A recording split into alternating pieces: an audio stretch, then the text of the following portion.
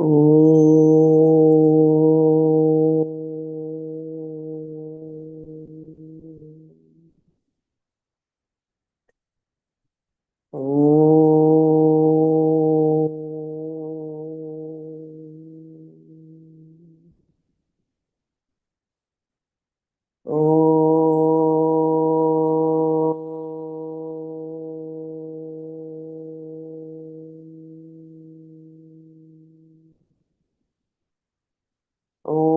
सहना भवतु सहनौ भुनक्तु सह वीर्यङ्करवावहै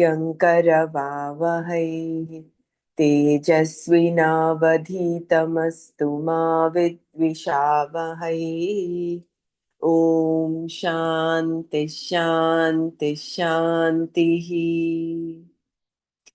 नारायणं नमस्कृत्य नरं चैव नरोत्तमं देवीं सरस्वतीं व्यासं ततो जयमुदीरयेत्।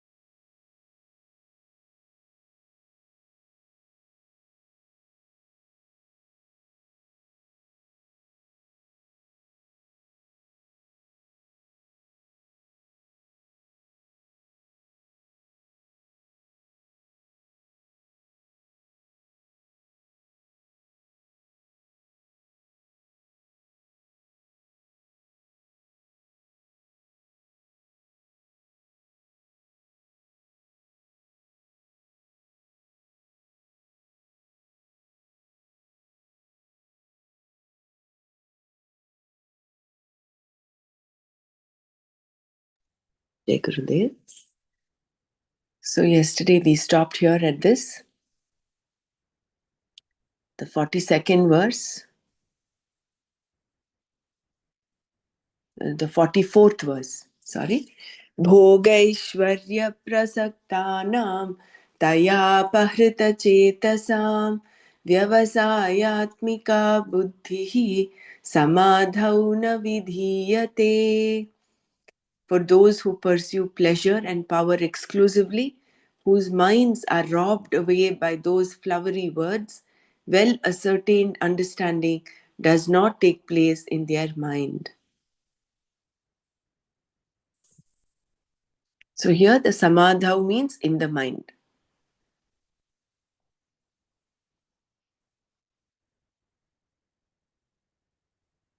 I will read this one more time. So before we go to the 45th verse, Krishna had already unfolded the knowledge of Sankhya, and then he asked Arjuna to listen to the knowledge unfolded about Karma Yoga. Thus, when Krishna praised yoga in terms of Karma Yoga as he did here, Sankhya was not being discussed at all.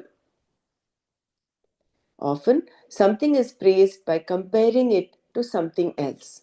In Krishna's praise of Karma Yoga, there was a comparison to pure karma, karma done with a particular result in mind. The karma that is done with the thinking, I perform this karma for this given result alone. The result phala of pure karma is always limited. This is not the karma done for the sake of antakarna shuddhi, for purifying the mind, so that moksha will be gained.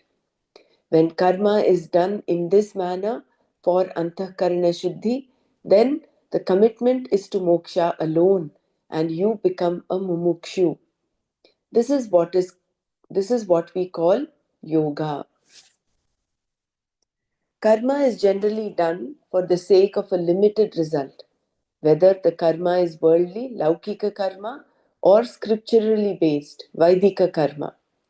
The karmas that are done for gaining certain limited results are called kamya karma. The Shastra includes heaven also as a result of kamya karma. The people under discussion in this verse know the Veda and quote it, but only for the purpose of establishing the glories of karma and their results. Pushpitam, Pushpitam Vacham Pravadanti.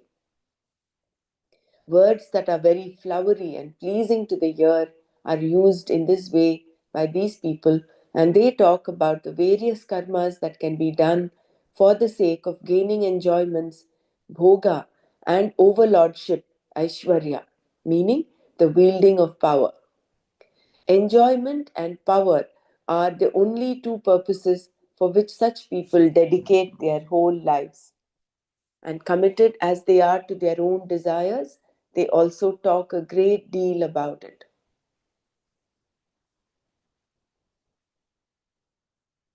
The word Aishwarya means overlordship, implying different degrees of power.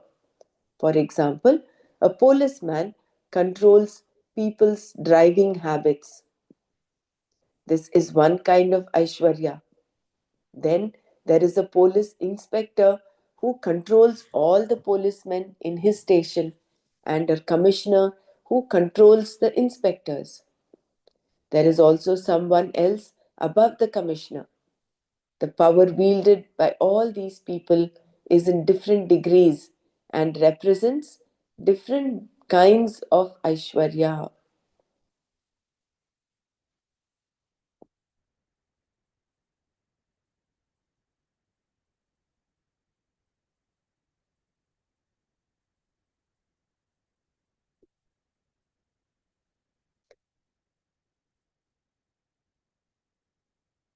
I just wanted to share here that this Aishwarya that is being talked about here, the overlordship, is in the external world, right? It is about having a leadership of being in charge or controlling other people.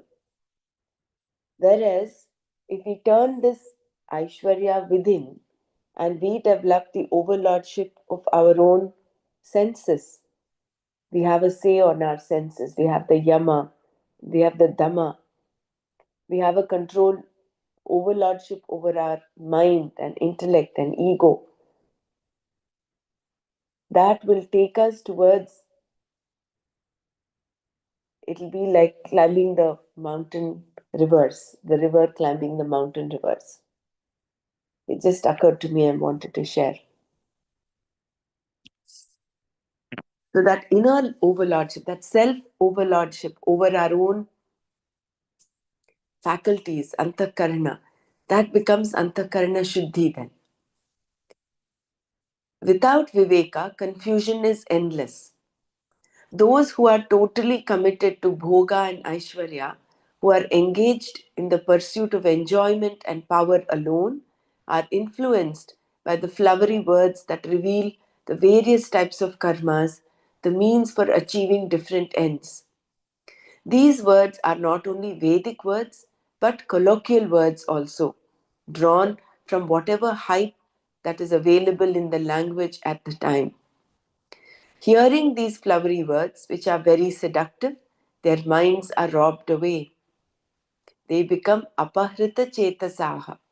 In such people, the discriminative knowledge is so totally covered that nothing is clear.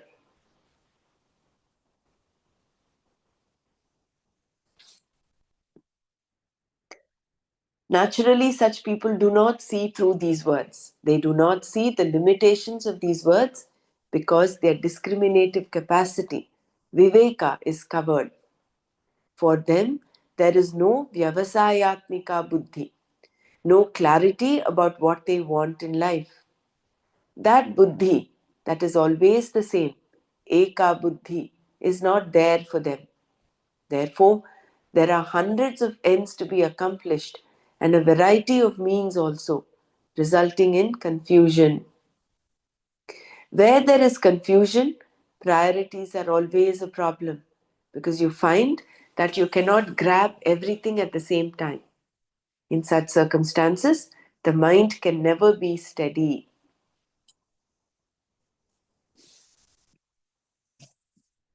Here in this verse, Krishna says that people who are committed to bhoga and aishwarya and whose minds are robbed away by enticing words, praising the means and ends, do not have clear minds with reference to what is to be accomplished in life. Where is it that such clarity does not take place? In the mind. Samadhau na vidhiyate. There is no other meaning for samadhi here because Krishna was talking about vyavasayatmika buddhi with reference to those who have no clarity, nishchaya, about what they want, people whose minds meander. Therefore, this vyavasayatmika buddhi, which is eka buddhi, does not take place in the minds of these people. Those who do not have clarity have eka buddhi, meaning that there is only one lakshya, one goal for them. Moksha is the only goal to be accomplished. Shankara explains the use of the word samadhi in his commentary on the verse when he says that everything in the world reaches your mind alone. Samadhiyate asmin. In the mind alone, all the sense objects, all the experiences, the entire world that is in front of you are experienced by you. The eyes may be open and seeing, but what they see has to reach the mind before any seeing actually takes place. So here, samadhau means in the mind, antahkarane, buddhau. And what is it that does not take place in the minds of these people? Eka buddhihi, vyavasayatmika buddhihi, asmin samadhau na vidhiyate. Instead, the buddhi is a meandering buddhi, wanting this and that, like the mind of an active, bright child who is taken to a toy shop and asked to choose only one toy. Total confusion is the result.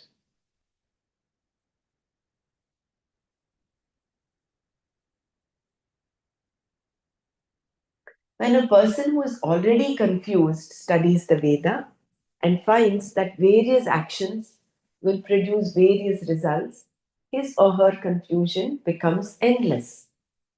It is like looking through a catalog because you want to buy some gifts. Before long, you find that you yourself need something on every page. Not only do you find the whole world consists of so many alluring things, but you discover through the Shastra that the unknown world contains many more equally enticing and attractive things. The mind is thereby robbed away for those who are committed to bhoga and aishwarya, and their discriminative awareness is clouded. Therefore, Krishna emphasized the importance of having this vyavasayatmika buddhi.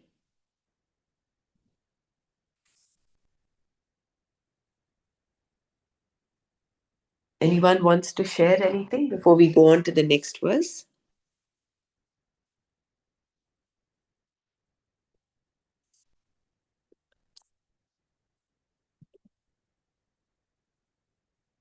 त्रैगुण्यविषया Veda निस्त्रैगुण्यो भवार्जुन निर्द्वन्द्वो नित्यसत्त्वस्थो निर्योगक्षेम आत्मवान्. Vedaha, the Vedas, Traigunya Vishayaha, have their subject matter related to the three qualities. Arjuna, O Arjuna, Nistraigunyaha, one free from threefold qualities. Nidvandvaha, one free from the sorrow of the pairs of opposites. Nitya Sattvastaha, one ever established in Sattva Guna. Niryogakshemaha, one free from the anxieties of acquiring and protecting. Atmavan, one who is a master of oneself. Bhava, be. Vedaः त्रैगुण्यविषयाः Arjun निस्त्रैगुण्यः निर्द्वन्द्वः नित्यसत्त्वस्थः निर्योगक्षेमः आत्मवान् भव.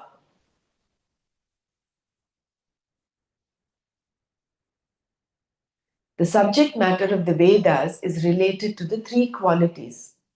O Arjuna, be one who is free from the threefold qualities, from the sorrow of the pairs of opposites, one who is ever established in Sattva Guna, one who is free from the anxieties of acquiring and protecting, one who is a master of oneself.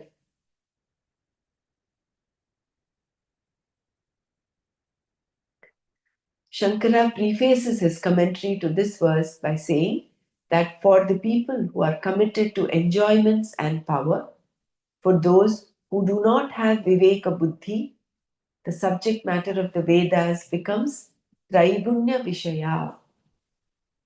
This is not a full definition of the Veda, which contains much more, including Vedanta. What is meant here is that for those who are committed to Bhoga and Aishwarya, all scriptures will be Traigunya Vishaya alone. One usually looks in the scriptures only for what one wants to see. It is like going to a hardware store that has hundreds of things and looking only for what you want. Similarly, there are a number of topics in the scriptures, but and you look only for what you want. The Veda provides you with legitimate means for achieving various ends. There are unknown means for known ends, known means for unknown ends, and unknown means for unknown ends. Heaven, for example, is an unknown end because it is not directly known to us. Another Janma, a better birth, is also an unknown end that the Shastra says will be accomplished by a life of Dharma. Dharma is a known means because what is right and wrong is not totally unknown to us. The Veda confirms what means are right and wrong to accomplish this desirable unknown end later, be it heaven or another Janma. Previously, I did not know that if I did the right thing, I would get punya. And by doing the right thing, I not only get the result right here, drishta phala, but I get adrishta phala also, a later result. In this way, the Veda talks about known means for gaining unknown ends. It also talks about unknown means for known ends, like having a child. The ritual that is provided has nothing to do with having a child and is only performed when all other known avenues have been explored. If after consulting doctors and following their advice there is still no child, then there is definitely some obstacle, pratibandhaka. The only way remaining to remove the obstacle is through prayer. Therefore, the Veda gives a ritual, which is a prayer, not a broad spectrum ritual, but a specific ritual meant solely for having a child. Thus, you find that the Veda reveals a variety of means and ends, known and not known to us, but all of them are meant for limited results. These are what people committed to Bhoga and Aishwarya look for. For them, the Veda means only that part which relates to the three gunas, Sattva, Rajas, and Tamas. Traigunya Vishaya, meaning samsara. Sattva will give you some happiness, Rajas will give you agitation, and Tamas will give you dullness and sorrow. Thus, these three qualities are what give you joy and sorrow, Sukha and Dukkha. Samsara means that which is within the fold of the three gunas.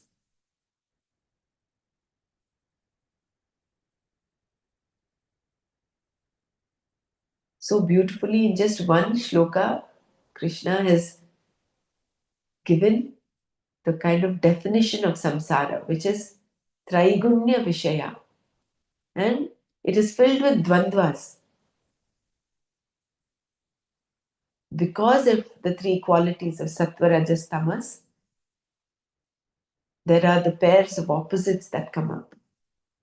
So, rising above this, you're freeing yourself from samsara.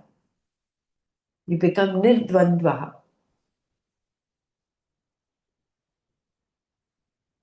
Means and ends are not the only subject matter of the Veda. In this verse, Krishna advised Arjuna straight away not to be one for whom samsara is an end to be accomplished. He said, Nistraigunyo bhava. In fact, samsara cannot be an end to be accomplished. We already have it. We are already within the fold of the three gunas and are seeking freedom from it. A drowning man does not require more water. He is already drowning and will not want to get into the ocean. Similarly, we are already up to our necks in the ocean of samsara. Thus, samsara cannot be an end to be achieved at any time. It can only be a situation to get out of. Krishna was as though telling Arjuna, do not look into the Veda to find a better place in samsara. Be a little discriminating. You have to come to the Veda. Yet you are trying to perpetuate your samsara. It is meaningless. May you, therefore, become one for whom samsara is not there. Nistraigunyo bhava. Shankara gives the meaning in short. May you be free from desire. Nishkamaha bhava.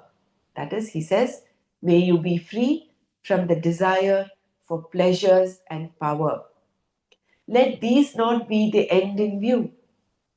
Further, may you become free from the opposites, the causes of sukha and dukkha. Nirdvandvaha bhava. Shankara also explains the words dvandva and nirdvandva. The causes, hetus for sukha and dukkha, pleasure and pain, are referred to as opposites, meaning the word dvandva here. The one who is free from the opposites is called nirdvandva, free from the causes of sukha and dukkha, etc. How can you be free from the causes of sukha dukkha? By not being dependent for your happiness on the presence or absence of anything. Cold and heat, for example, can make you unhappy. If they do, it means that you are dependent on their absence or presence for your happiness. That means that you are not nirdvandva. Another set of opposites is Jaya and Apajaya, victory and defeat. They also become the hetu, the basis for your sukha and dukkha. In defeat, there is pain, dukkha. In victory, there is elation, sukha. To this you may say, granted, I do not want pain, but why should I not be elated? The reason is that if you are elated, you are definitely going to have pain also. Therefore, may you not let the opposites affect you. Nidvandvaha bhava. Since you cannot avoid them, may they not affect you.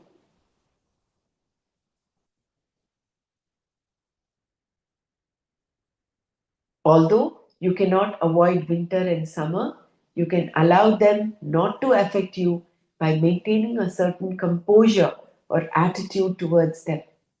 In this way, you need not be carried away by changing situations, which may not always be to your liking.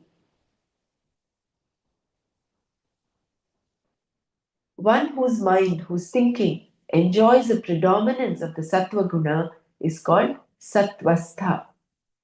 When sattva is predominant, there is composure, discrimination, inquiry, and knowledge. Rajoguna, on the other hand, means agitation, ambition, and so on. Therefore, May your commitment always be to knowledge only.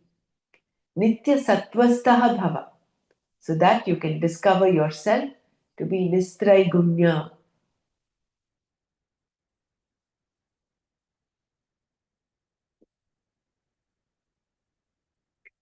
Shankara also explains what the word Niryogakshema means in his commentary to this verse. Gaining something that you do not have is called yoga. Something that is not with you, something that you want to accomplish, something that is desirable. Krishna means having to protect what you have already gained. Say you do not have a job and you apply for one and then go for an interview. This is all done for the sake of getting the job, and therefore you are doing yoga. Once you have the job, it becomes another job to retain it. The whole job of retaining a job is what is meant by kshema. Similarly, earning money is yoga, and hanging on to it, investing it, is kshema. Having a child is yoga. Bringing up and retaining the child, not losing it, is kshema. Getting married is yoga, and making it work is kshema. Therefore, there is yoga kshema all everywhere. A person's problems will always be related to either yoga or kshema. Either you do not get what you want, or you have lost what you had, or are losing what you have.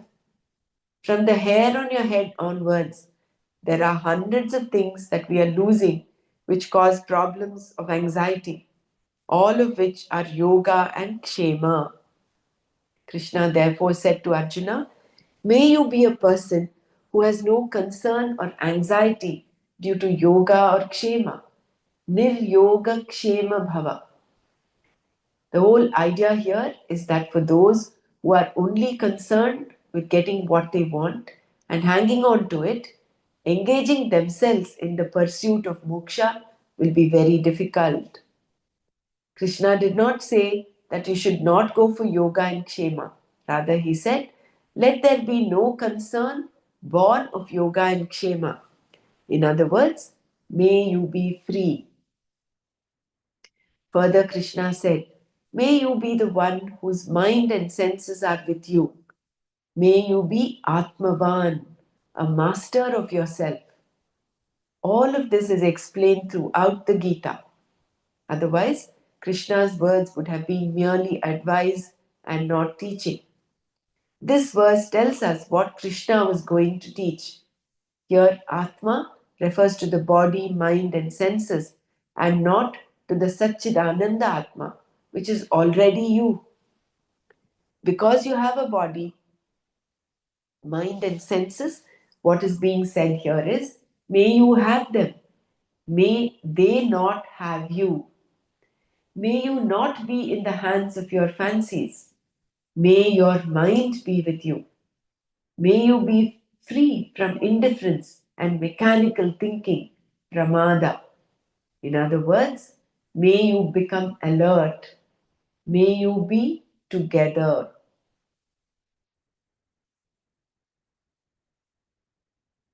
Those who are committed to bhoga and aishwarya see the Veda as having only the three qualities as its subject matter, Traigunya Vishaya, whereas it has much more to teach. For example, the contents of this verse are taught in the Veda. Vedanta is also a part of the Veda.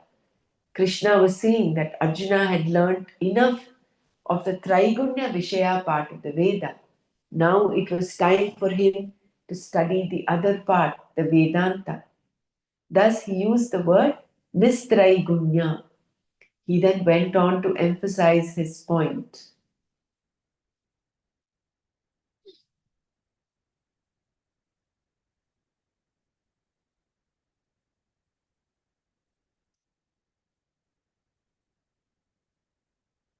Let's do some manana before we go on to the next verse.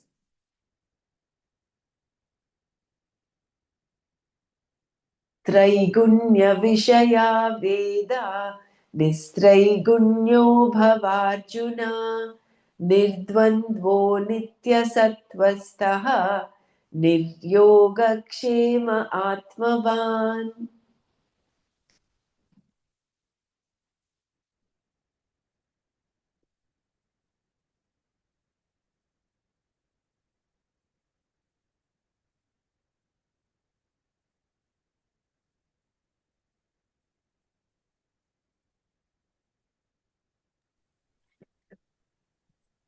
Again, going back to Tattva Bodh.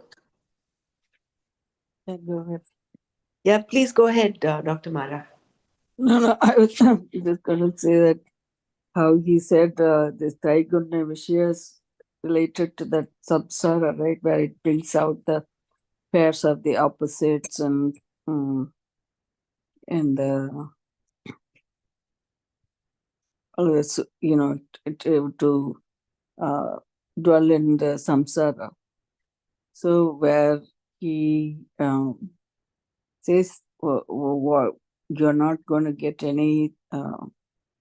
So who wants the samsara at the end, right? You want to get out of the samsara, and so you overcome this Traigunya Vishaya. That's a nish Traigunya Vishaya. And nish Traigunya. Near Dvantaha, like to pairs of the opposite, and also to master of the self. I mean, Nitya Sattvastaha meaning like basically he would remain in the Satyaguna. Sattva. So, attain moksha. So basically, he was giving the pros and cons of this samsara versus the moksha, right? In this one.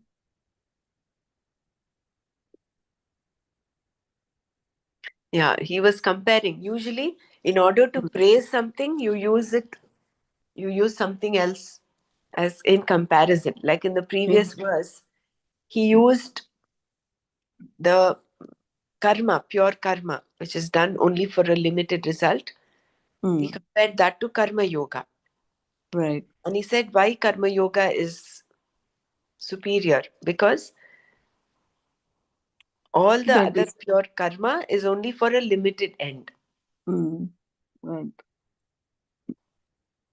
It's only for bhoga and aishwarya. So as long as you're only concerned about bhoga and aishwarya, you are still, and whether it is swarga or another janma, it is only you're going around and round in the cycle. The same samsara. Same samsara. There is no moksha there. So if you're learning the Veda, you're doing, of course, you're living life of dharma, which is very good. That is what will get you punya and then another janma. But if you're just caught up in just doing things for a better janma or better birth in heaven, then you are short-sighted. You're not having a proper perspective of what this purpose of life is. You're caught up in the Veda which is talking about the three gunas.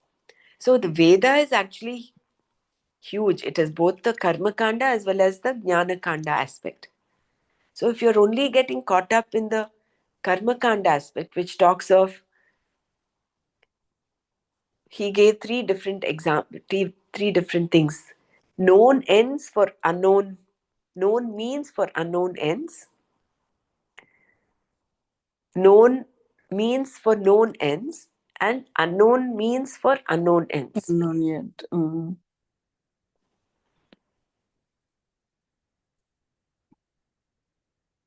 So he's basically suggesting Arjuna to become like Nish Traigunya and Nishkama. Nidvantva, Nishkama, right? This Yoga Shemaga, he mentioned, right, how marriage is yoga, and then whereas the keeping the marriage is the shema, like that. Yeah. Like having the child is yoga, and Yeah. Here, the definition retaining of the yoga. child. See, again, it's based on the context. Yoga, What does that mean? The shema is like yoga is, I know, union, or like no. Here, yoga is not union. That is what we mean. union. Right? In this Yeah, context, yoga is acquiring something you don't have. acquiring something. Yeah, And, that's what the known means. Yeah, unknown. And yeah, okay. and And the shema, shema is protecting what you have. oh, Protecting or okay, taking care acquiring of what you something, have. and then what you have. Okay, got it. Yeah. You See, know that yoga shema, you know that song, that verse, Ananyas after. Ananyas Chintayanto Mam Yejana Paryapasate Tesham Nityabhiyuktanam Yogashemam Vahamyagam. Very right. That is Yogashemam is same like Same. this. Same yoga shema. What you acquire and I protect for you, like that, right? See, we know Yogashemam. Mm. we don't have Sorry. money, so we want to acquire money. That becomes yoga. So that money, gaining something that you do not have is called yoga, which is you've got the money. Now you have to start protecting the money. Your But that money has to be secure. That becomes shema. So all our life, if we are getting caught up in just yoga and kshema, Got it. Got it. Yeah. he says, drop this. Niryoga kshema atmavan bhava. He Yeah. says, That's another drop one this he mentioned anxiety. there in that I'm here yoga. to take care of you. That is what he Mm. says in the ninth chapter. He says, Mm-hmm. Ananyas chintayanto mam ejanav paryupasate tesham nityabhiyuktanam yogakshemam vahamyam. Those who are um, yoked to me, I will take care of the yoga and kshema. Again, Ananya, he's talking of Eka Bhakti over there, Eka Buddhi, or Yeah. Yeah. Right. Vyavasayatmika Buddhi. Buddhi. Mm. Right. So he says, Satvastha Nistraigunyaga Nishdvandvaha and then Yogashyama. So Niryogashyam. Niryogashyam. Shama. So all that he's saying in this one to come out of this samsara. Yeah. Hmm. So this, Hariom, yes. Bhagavan is so compassionate. In the beginning only he gave this blessing to him. Yeah, he gave you the Baba, Nistraiganya Baba. It was really nice, right? That's what I'm thinking. Oh, we are to be blessed to have this word coming here. Mm.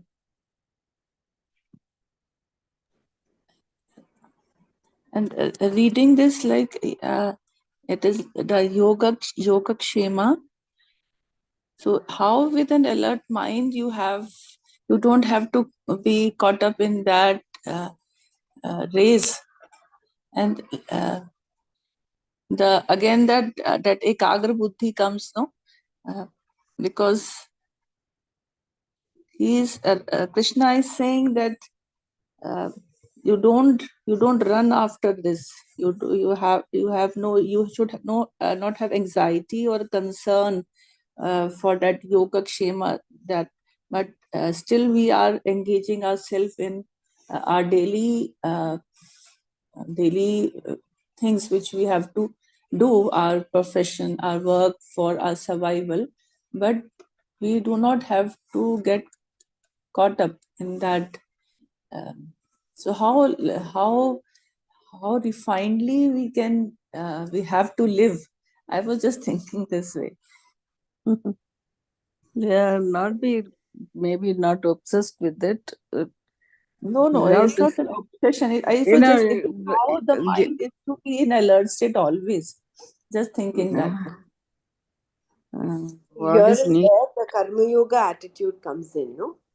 Yeah. Not working out of fear, out of insecurity. What will happen to me tomorrow if I don't work today? I will not have money to feed myself. If you're working like that, then it is a karma yogi. Whereas you're working out of joy, out of Also, fearlessness. that artha involved here, right? When you have that kind of desires. Hmm? When you have that artha, kama, Hmm. purushartha, more of that thing that you want to save, or retain things like that. But then, like you said, when you do it with the karma yoga, what is to be done, to be done. So that sense, you do what is needed to be done. Sorry, go ahead. Guruji always says, when you are contented, your yoga kshema is already fulfilled. Means, before you desire, you get it. Means you need not have to desire. Doesn't mean that you are not to desire. Before you desire, when you are on this path, your desires are fulfilled. You might have just checked your life. You wanted this, you had just a thought, and it has come already. So you need not have to pursue because of that only. When you are on this path, that Yogakshema is taken care of. Automatic. It has happened to my life. I have seen it. Need not have to sit and worry for so many things at all. It just is happening. And uh, everyone, I think, is feeling the same thing when you are on this path. But if you are worried and all that, I want it, and that is different thing again. So there are two. The attitude helps. I have Yeah. been taken care of. There is Yeah. no insecurity.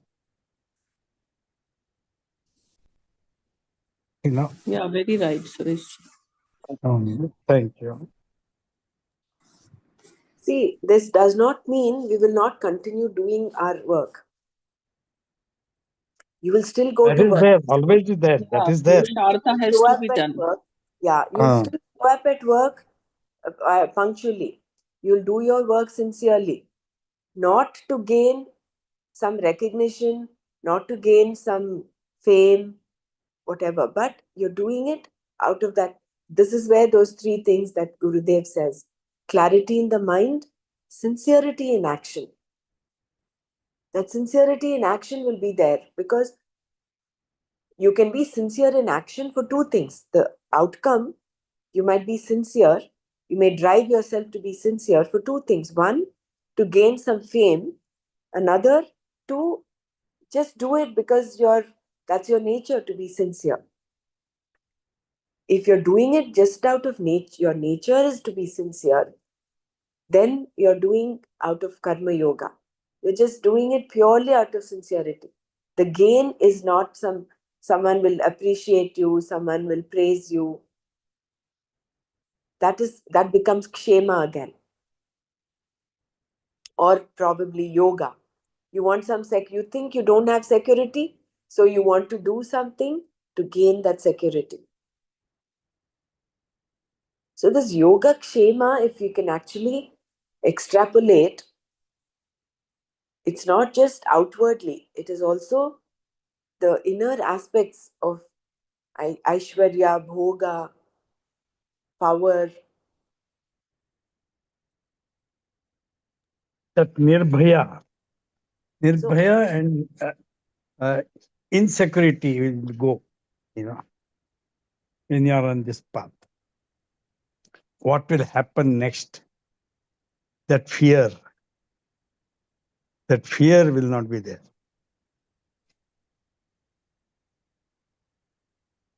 But it's really very, very, you have to just do the work. With that attitude that you have to work. Your nature is to work.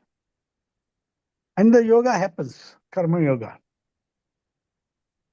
And it nirdvandva, whether it is success or failure, it is sukha or dukkha. You just work it. Out of nature, you work it.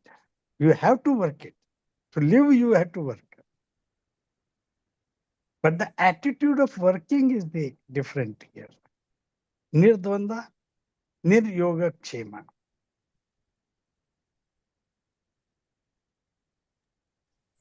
Dr. And Brahma, can you read the second last paragraph? one more point that Brahmaraji told, Yeah, that clarity of mind. That is what is nishchaya buddhi. Vyavasatmika buddhi, clarity of mind. You have to have the clarity what I want, how I have to lead my life. There are always two paths. And which path you choose, that is the most important. Moksha way or just pulling on the samsara. That is what he says, no? There are people who is ethical, but he doesn't have the goal of moksha. Then he is ethically, he is doing work. He is just working. But if you have the goal, what you want, the highest goal, then automatically everything falls in line. Clarity of mind is very, very important. And sincerity will always come. You do any work with very sincerely. I have to get up today. I have to get up today. That's it. No, I am lazy little bit today. You have to achieve it. You have to achieve it. Clarity, you have that clarity. I have to get up. I have to get up. So this is, and it becomes your nature. Now we are at every time we are ready at 7:30. Before this, I attended the Ashtavakra Gita from the US. We have from 6 o'clock in the morning. Then we did the asanas, our sadhana, and again attending this. Following the knowledge, living the knowledge, which leads to the moksha. That clarity, you know it, and that sincerity, you have it. And you are not worried about the yoga kshema. What more do you need?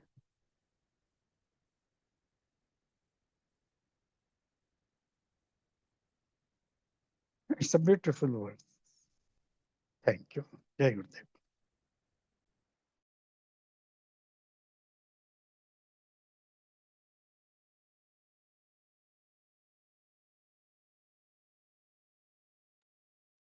And you know that I am not in my station, and I have lost my father-in-law also. I am here. Even then, I'm attending. We finished yesterday. We have the pujas, that also. That also, and I'm doing this also because I have this clarity of mind that I have to listen to this daily. Everyone is still crying and all other things. That's a different thing. But sincerity has to be needed.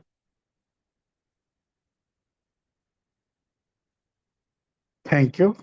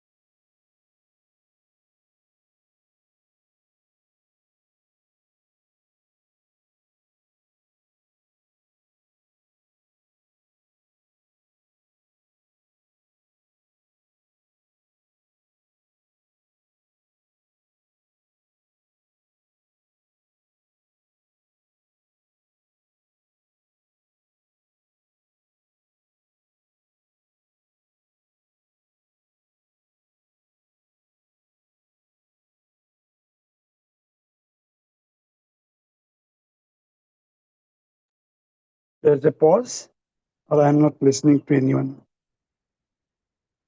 Oh, sorry. I was muted, huh? I'm so sorry. I thought it was muted. Prayers for the departed soul, Suresh, and appreciate your dedication. Just wanted to share. I was reading this from here. Another set of opposites is Jaya and Apajaya, victory and defeat. They also become the hetu, the basis for your sukha and dukkha. In defeat, there is pain, dukkha. In victory, there is elation, sukha. To this, you may say, granted, I do not want pain, but why should I not be elated? The reason is that if you are elated, you are definitely going to have pain also. Therefore, may you not let the opposites affect you. Nirdvandvaha bhava. Since you cannot avoid them, may they not affect you.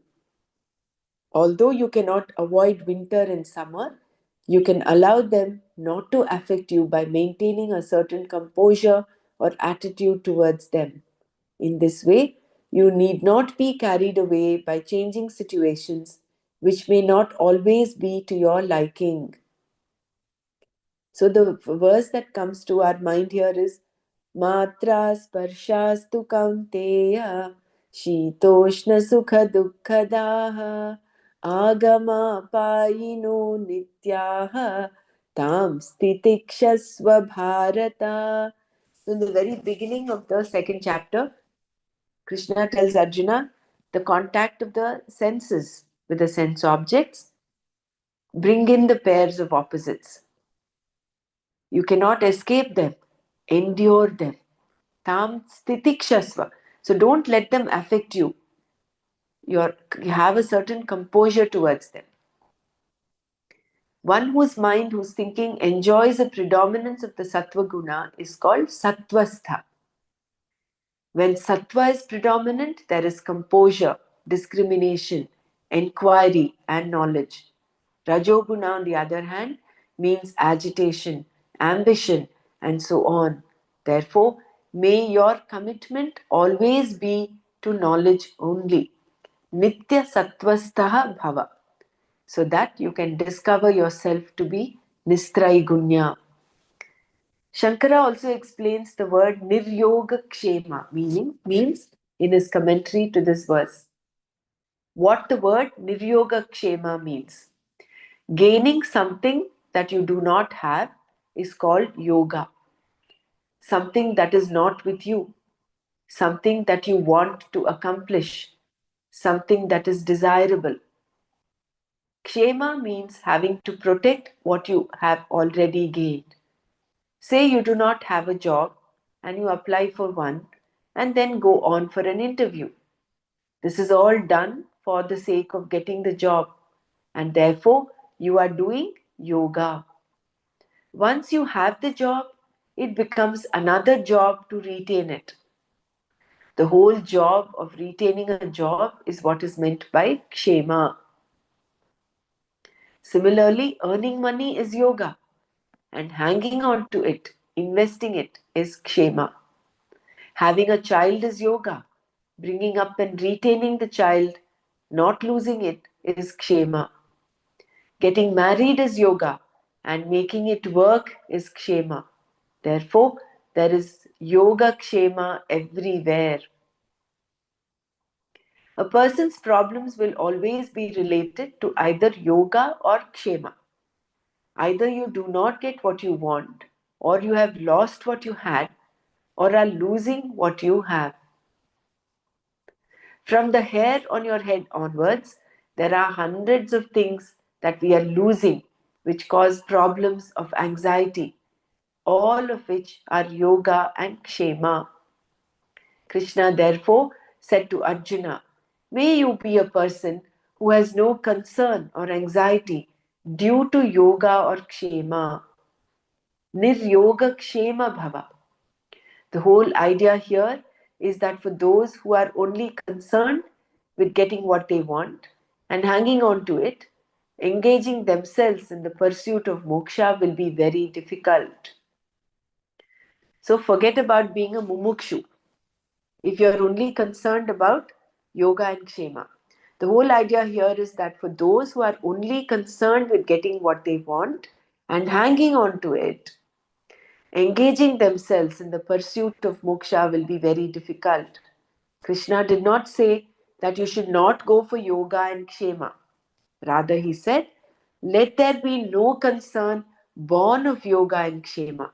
It's very important for us to understand this difference, no?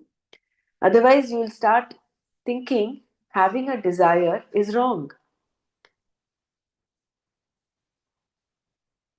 You need certain basic necessities to take care of your life. So that desire to eat, hunger is there, desire to search for food and eat. So you can't say, oh, Krishna said, Niryoga Kshema Bhava. He says, even there's a beautiful Subhashitani which says, Suptasya Simhasya, even the lion, thinking that he's the king of the forest, has to also hunt to get food, to sustain its body. Food will not come to its mouth because it's the lion, the king of the forest. So you have to do certain things. But let there be no concern born of yoga and kshema. Let there be no anxiety born out of yoga and kshema. Have the confidence that what you get, what you deserve will come to you. In other words, may you be free. Further, Krishna said, may you be the one whose mind and senses are with you. May you be Atmavan, a master of yourself. All of this is explained throughout the Gita. Otherwise, Krishna's words would have been merely advice and not teaching. This verse tells us that Krishna was going to teach. Here, Atma refers to the body, mind, and senses, and not to the Satchidananda Atma, which is already you. Because you have a body, mind, and senses, what is being said here is, may you have them. May they not have you. May you not be in the hands of your fancies. May your mind be with you. May you become free from indifference and mechanical thinking, pramada. In other words, may you become alert. May you be together. Can you explain this line? May you become free from indifference and mechanical thinking is what? Like pramada? Mechanical thinking? Free from indifference is like it's fine. But what is mechanical thinking? How? Here, what is the pramada means? You know that has not to be done. Even then you do it. You see? You know that it is not good. You know that you are not to eat too much. But out of taste, you do it again. That is pramada. That is means mechanically you are following it up. You are not thinking. So you have to be apramada.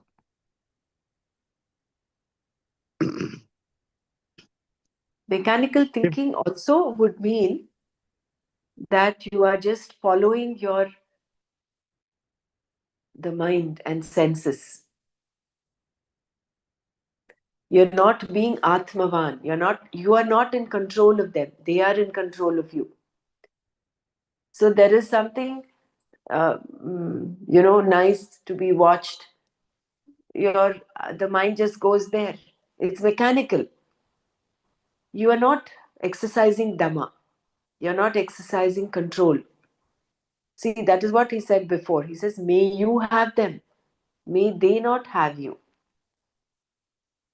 One aspect, pramada, according to Patanjali Yoga Sutra, is doing what is not to be. You know it is wrong, but you continue doing it. That is one meaning. But another meaning here, mechanically thinking, is you're just following your fancies mechanically, like the river flowing down the slope. But having a say of your mind senses is like saying, hey, listen, I'm going to be in control. I'm not going to let them control me. This is different from the pramata, right? The pramata is the knowledge. And, That is different. That is pramana, not pramada. no, pramada. There is a prameya, pramana, and It is not pramada there. Pramada is not the term. It's prameya, pramana. pramana. Right. This is pramada. This is different. Pramada is different, yeah. The mechanical thinking. Okay.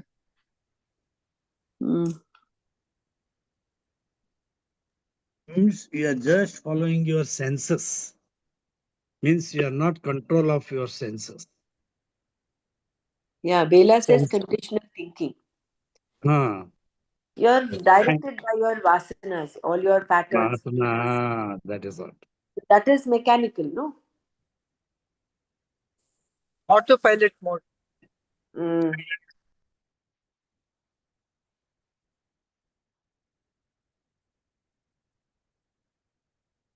We'll stop here today. We've gone a little beyond our time, but it's a beautiful verses bringing in the aspect of how yoga kshema, be niryoga kshema, nirdvandvaha, nitya sattvastaha, atmavan bhava. Such a beautiful words for us to reflect upon.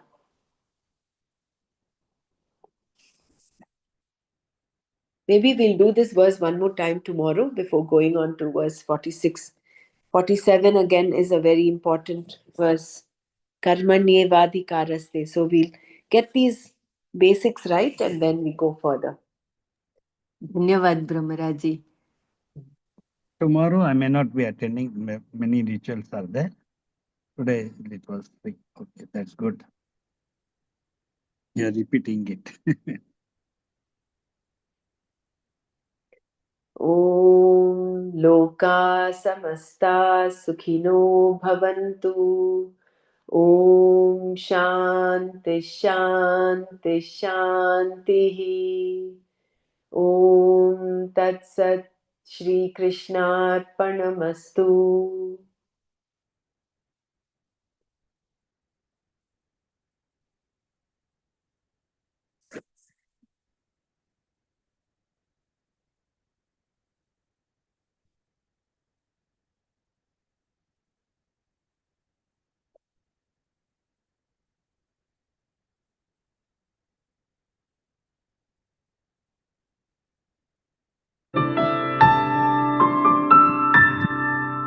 Let's sit in silence, spine erect, eyes closed, आंखें बंद रखें, रीढ़ की हड्डी सीधा रखें, चेहरे में मुस्कान हो।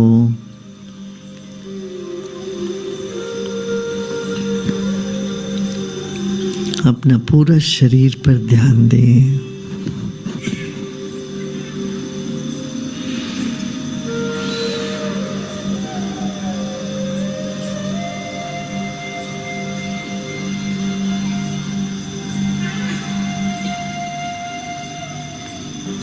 अरबों खरबों अणु परमाणुओं से बना है हमारा शरीर। Our body is made up of trillions and trillions of cells. And they're all changing all the time. The body appears to be stagnant, but it is full of changes every minute. Like a river, it's ancient, yet the water is new every minute.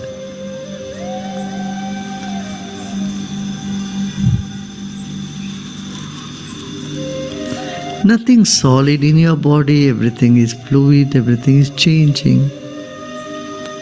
Honor your own body.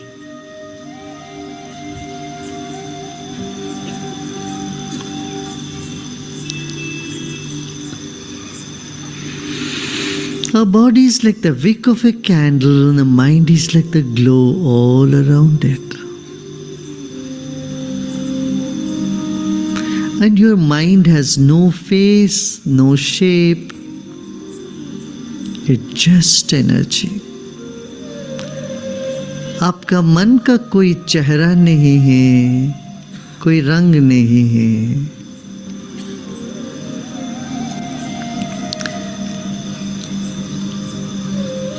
ऐसे ही सबका मन भी ऊर्जा ही है।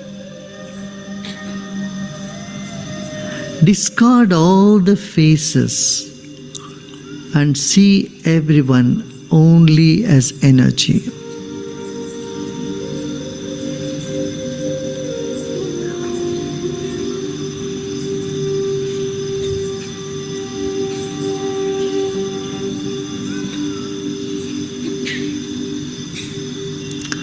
See everyone as just a silhouette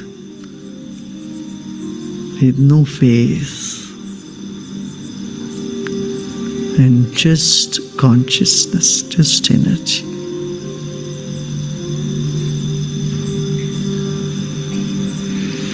Let's take a deep breath in with a smile.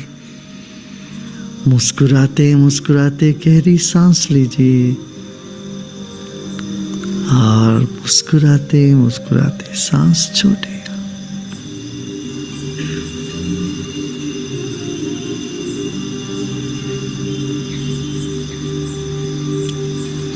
एक विराट ऊर्जा का एक अंग है आप। You are just a part of an ocean of energy. That's called the Brahman.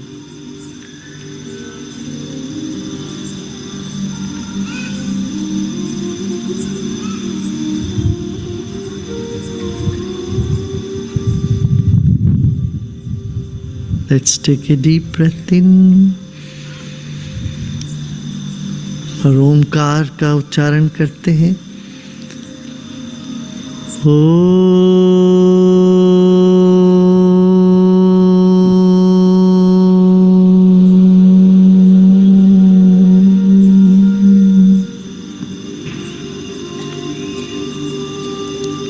Let the sound of Om reverberate in every cell of your body, in every corner of your mind. Sound Om is purifying and energizing. Let's breathe in again.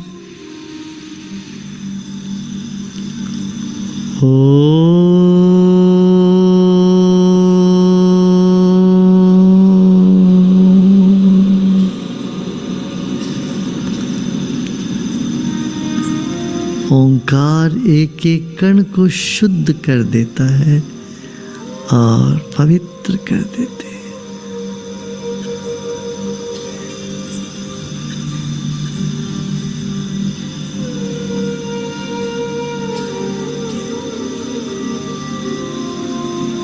फिर एक गहरी सांस लीजिए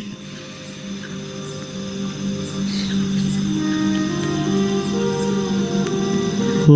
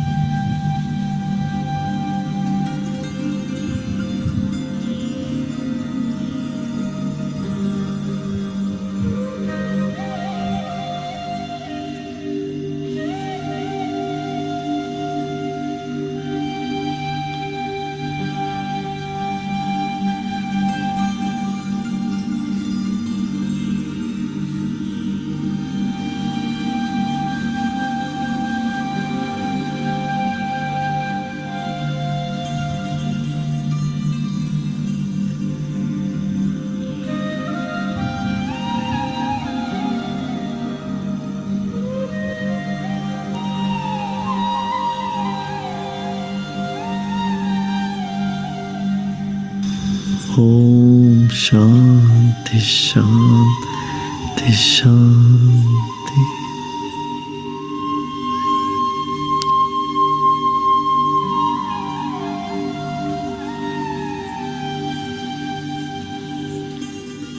धीरे धीरे शरीर और परिसर के प्रति सजग हो जाए।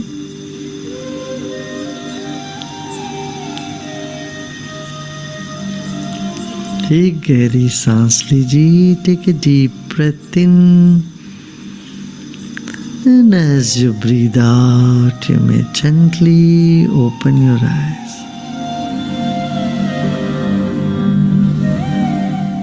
Stop using